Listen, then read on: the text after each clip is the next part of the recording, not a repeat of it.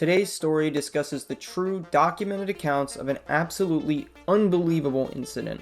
This incident involves a crew of 7 USSR military scuba divers and a strange and horrifying encounter that happened to them while exploring the depths of the deepest freshwater lake on Earth, Lake Baikal. And when I say unbelievable, I mean if I wasn't telling this story directly from declassified Soviet military documents, then you would probably say this sounds like something taken from a science fiction movie. But I can promise you that it's not, and what befell these 7 soldiers is a tragedy caused both by the cruelty of their superiors and the curiosity of the unknown. A curiosity so insatiable, it caused their superiors to send these men on a mission they knew that they likely would never be coming back from. A mission involving mysterious creatures at the bottom of a lake that locals claim still reside there till this very day. This is the story of the monsters of Lake Baikal. Stay tuned.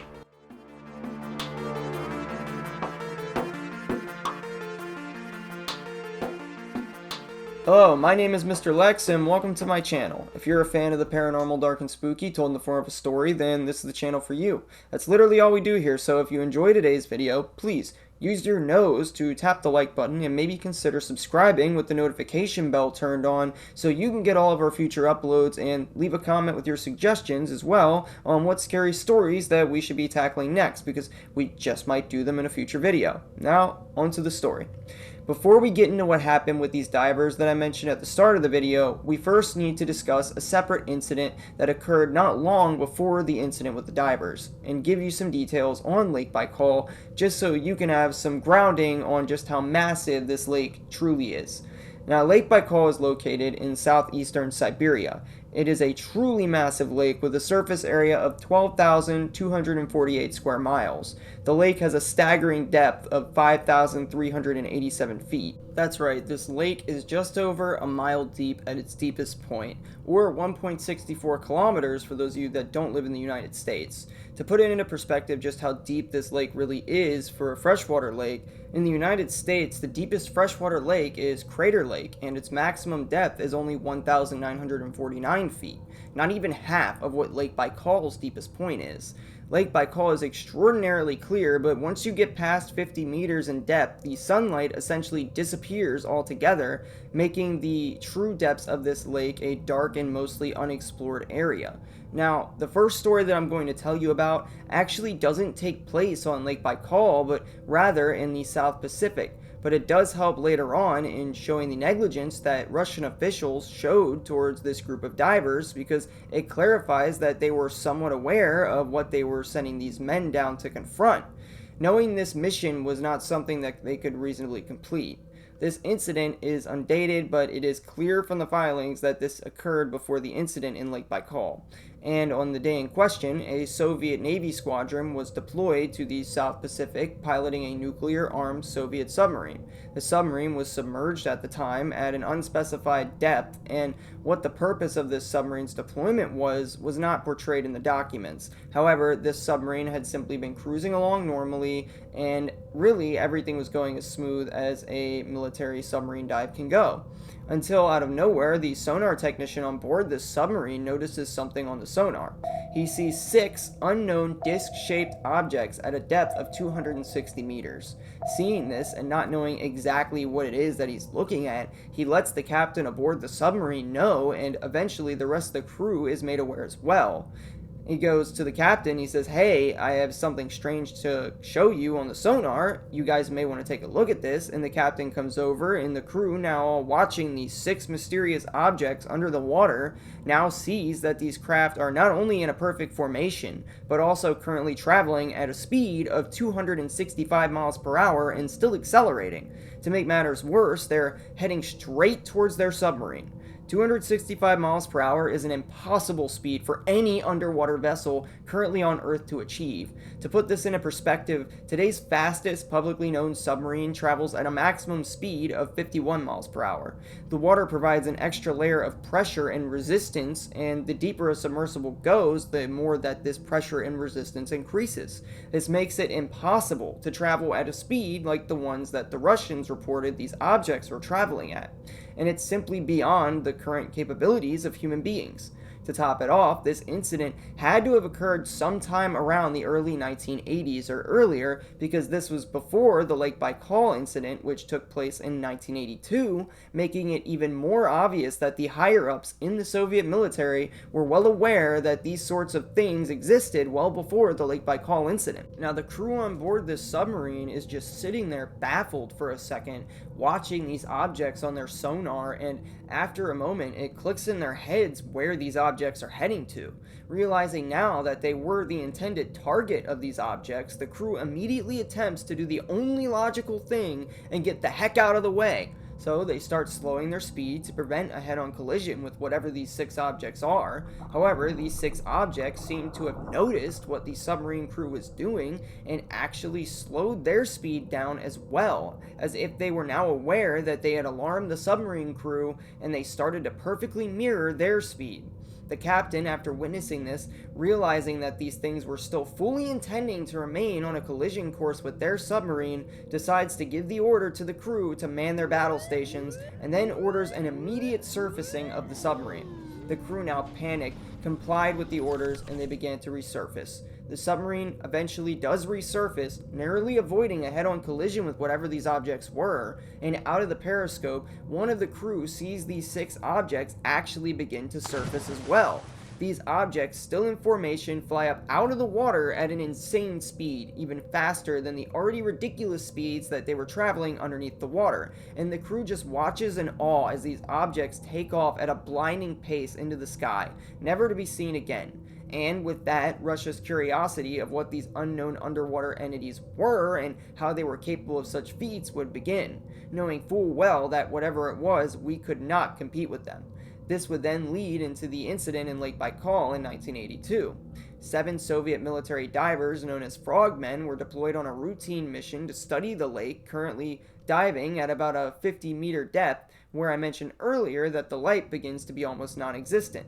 The overall information on this incident is really a bit sparse because the paperwork doesn't detail who these men were exactly, or what it was that they were supposed to be doing at the bottom of the lake in the first place, or even in which exact section of this massive lake that this incident really took place in. All we know is that it happened in the northern part of the lake, and the rough details of the overall incident are available, as well as how many men were involved and what their fates would eventually be. Now, as I said earlier, these soldiers are actually down there on a research mission. What the Soviets were interested in researching at the time is not currently clear. However, after a few minutes of being down there, the divers researching whatever their commander had ordered them to research noticed that something is wrong. Lake Baikal is a largely unexplored lake, and at the time, more so even then than now, but even to this day, we have still hardly explored it and have only had one venture where scientists went all the way down to the bottom in a submersible. At the time, Westerners were completely banned from exploring the lake or the region in general. However, the lake really is a massive one, and one submarine trip in a lake like this is not going to be able to show you everything lurking in the depths of a lake this big. And it's hard to say if the soldiers were in the same area of the lake explored by this submersible, and if what these soldiers interacted with is even still there today. It all started when one of these soldiers had become uneasy and felt as if something was watching them under the water. Maybe an unknown predator or something of the sort, they were thinking. That is, until the soldier noticed what he described as a glow out of his peripheral vision that wasn't a flashlight. Something that should not be happening this deep below the surface where the sun cannot penetrate the water. Curious, this soldier turns around to see what is emitting this light, and what he sees shocks him. It immediately prompts him to get the attention of the other 6 divers that were down there with him, because what he saw was a humanoid-like creature. It was wearing a silver bodysuit, as well as a strange bulb over its head, like some kind of fishbowl-style helmet, only there was no visible breathing apparatus that could be seen on any of these human-like figures. And the strangest part of all is that they were all 3 meters or about 9 feet tall. far larger than any of the men or the average human being in general. The soldiers, seeing this and now entranced by the strange glow that these creatures are emitting, decided to radio back to base camp, unsure of what to do.